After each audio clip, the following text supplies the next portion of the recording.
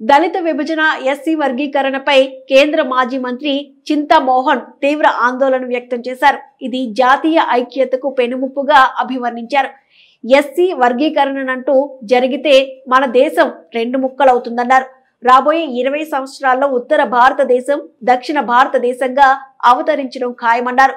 కారణం ఉత్తర భారతదేశంలో మాదిగలు ఎక్కువగా ఉంటారని, దక్షిణ భారతదేశంలో మాలలు ఎక్కువగా ఉంటారని అన్నారు. దళిత విభజన వల్లే ఉమ్మడి ఆంధ్రప్రదేశ్, తెలంగాణ, ఆంధ్ర రాష్ట్రాలు ఏర్పాటైందన్నారు. మొన్న అక్కినేని నాగార్జున ఇల్లు కొట్టేస్తుంటే నాకు అయ్యో పాపం అనిపించిందన్నారు. భారత రాజ్యాంగాన్ని అని జవహర్లాల్ నెహ్రూ అంబేద్కర్ గారి సతీమణి సవిత అంబేద్కర్ గారికి చెప్పడం జరిగింది. మరి ఆయన చెప్పాడు, ఆమె చెప్పింది ఆయనకి. ఆయన రాస్తుంటే ఆయన చేతులు కాళ్ళు కట్టేస్తున్నారు ఉన్నటువంటి ఆ కాన్స్టిట్యూంట్ అసెంబ్లీలో ఉన్నటువంటి సభ్యులు. అంటే అది నాకు వదిలిపెట్టు, వాళ్ళందరితో నేను మాట్లాడతాను, వాళ్ళని కన్విన్స్ చేస్తాను, ఒప్పిస్తాను.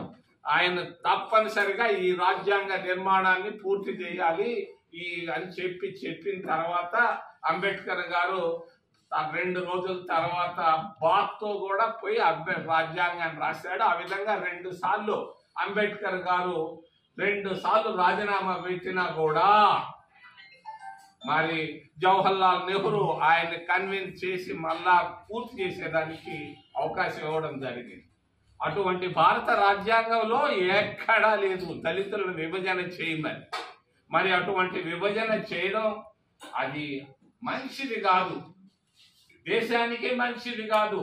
అక్కినేని నాగేశ్వరరావు కుమారుడు నాగార్జున ఇంటిని కొట్టేస్తుంటే నేను అనుకున్నాను, అయ్యో పాపం, నాకు అక్కినేని నాగేశ్వరరావు గారంటే గౌరవం, వాళ్ళ బిడ్డ ఇల్లు కొట్టేస్తుంటే నేను బాధపడ్డాను. ఎందుకు వచ్చింది ఈ గొడవంతా చాలా మందికి తెలియదు. ఆ దళిత విభజన వల్లే ఆంధ్రప్రదేశ్ విభజన జరిగింది, తెలియదు చాలా మందికి. నేను చెప్తున్నాను, తెలంగాణలో మాదిగలు ఎక్కువ ఉన్నారు, ఆంధ్రప్రదేశ్ రాష్ట్రంలో మాలలు ఎక్కువగా ఉన్నారు. 190 మంది వీళ్ళు ఉన్నారు. అక్కడ మాదిగలు 190 మంది అక్కడ ఉన్నారు. స్వార్థ రాజకీయ ప్రయోజనాల కొరకు ఈ వాళ్ళను దళితులను మాదిగలను విభజించడం వల్లే, వాళ్ళని ప్రోత్సహించడం వల్లే 1994లో కాంశీరాం ఆంధ్రప్రదేశ్ రాష్ట్రంలో ఎంటర్ అయిన తర్వాత దీనిపైన ఆలోచనలు ఎక్కువైనాయి. మాదిగలను 2 చేయడం జరిగింది. ఎందుకు చేశారు? మరి 1993లో ములాయం సింగ్ ప్రభుత్వాన్ని ఏర్పాటు చేశాడు. ఎస్సీలు ఓబీసీలను కలిపి కాంశీరాం ములాయం సింగ్లు ఇద్దరు కలిసి చేస్తే ఆయన 93లో అది అయిపోయిన తర్వాత ఇక్కడికి వచ్చాడు. ఆంధ్రప్రదేశ్ లో 1700 మండలాల్లో అన్ని మండలాలు తిరుగుతుంటే అప్పుడు పడ్డది ఆలోచన, ఒరే ఎస్సీలు ఓబీసీలు కలిస్తే మనం మాయం అయిపోతాం రా, అందుకని ఈ ఎస్సీలనే 2 చేస్తే పోద్ది కదా అనే ఆలోచన ఆ రోజు పుట్టింది నాకు తెలుసు. దానివల్ల ఈ రోజు ఎస్సీల విభజన జరిగింది. ఎస్సీలు ఓబీసీలు కలవకుండా చేసేదాని కొరకే చేసినటువంటి కుట్రలో భాగమే దళిత విభజన, ఏబిసిడీల క్లాసిఫికేషన్. సుప్రీంకోర్టు ఆ ఆర్డర్, సుప్రీంకోర్టు ఆర్డర్ కాదది, డిజార్డర్. ఆ విధంగా రాయడం నేను ఎప్పుడూ చూడలేదు. పనికి మాలిన పిచ్చి తొక్కులక్కలు కూడా రాస్తే కూడా బాగుంటాయి జడ్జిమెంట్లు.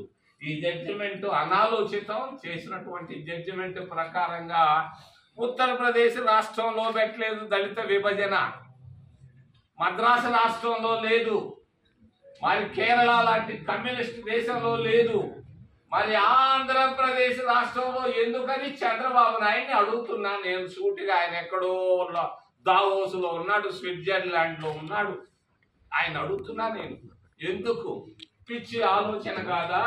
మీ స్వార్థ రాజకీయ ప్రయోజనాల కొరకు దీన్ని వాడుకోవడం తప్పు అని తెలియజేస్తున్నా. ఆయన వేసినటువంటి ఏకసభ్య కమిషన్ మిశ్రా అనేవాడు మొన్న ఎక్కడకు 80 ఏళ్ళు ఐఏఎస్ పాస్ అయ్యాడు. ఆయనకు అసలు అంటరానితనం అంటే తెలియదు. ఉత్తరప్రదేశ్ వాడిని తీసుకొచ్చి ఇక్కడ వేసి దళితులను విభజించు అని అంటే ఎక్కడా? ఏంటిది?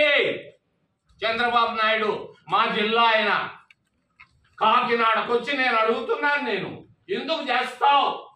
ఏం అవసరం?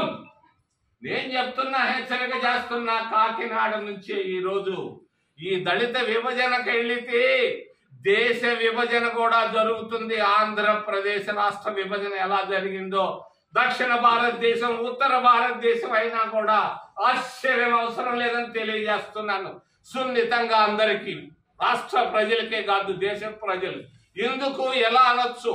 ఉత్తర భారతదేశంలో మాదిగలు ఎక్కువ, 199% వాళ్ళు. దక్షిణ భారతదేశంలో మాలలు ఎక్కువ. వీళ్ళ 2 ముక్కలు చేస్తే దేశం 2 ముక్కలయ్యే మరి పరిస్థితులు రావచ్చు రాబోయే 20 సంవత్సరాల్లో. ఇప్పుడు కాదు. జాగ్రత్త జాగ్రత్త జాగ్రత్త అని తెలియజేస్తూ రెండో అంశం, మరి పిఠాపురం అనేది దగ్గర,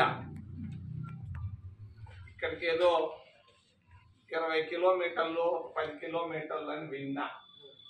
మీ పిఠాపురం ఎమ్మెల్యే పవన్ కళ్యాణ్ నేను సూటిగా అడుగుతున్నా, ఇప్పుడు ఏం అడగల, సినిమా యాక్టర్ మనకెందుకు లేదు. ఆయన్ని పిఠాపురంలో ఉన్న ఎమ్మెల్యే కాకినాడ నుంచి నేను అడుగుతున్నా, ఈ ఏబిసిడీల విభజన, మాలా మాదిగల విభజన పైన మీరు ఆ ప్రభుత్వంలో ఉన్నారు, ఎన్డీఏ ప్రభుత్వంలో ఉన్నారు, ఆంధ్రప్రదేశ్ కూటమి ప్రభుత్వంలో ఉన్నారు. ఈ మాలా మాదిగ విభజన పైన పవన్ కళ్యాణ్ నీ ఆలోచన ఏంటి?